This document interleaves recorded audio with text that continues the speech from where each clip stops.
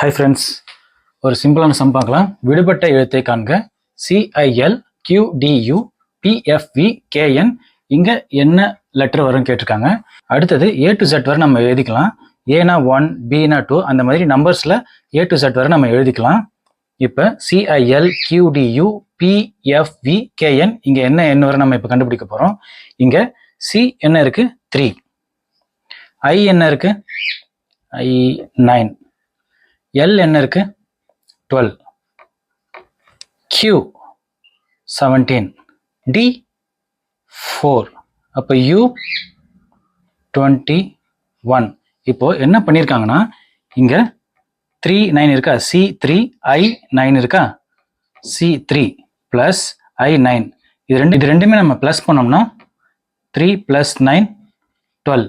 அப்போ L வந்து 12. அடுத்தது QDU இதை நம்ம கண்டுபிடிக்கலாமா? 17 4 இப்போ நம்ம ப்ளஸ் பண்ணோம்னா 1 7 4. 7 + 4 11. இங்கே 1 1 + 1 2 21. U 21. அடுத்தது PFV. P என்ன கேட்டிருக்காங்க? 16. F 6. அப்போ V 22. இது ரெண்டுமே ப்ளஸ் பண்ணோம்னா V 22 கரெக்டாக இருக்கா? இப்போ நம்ம பார்க்கலாம்.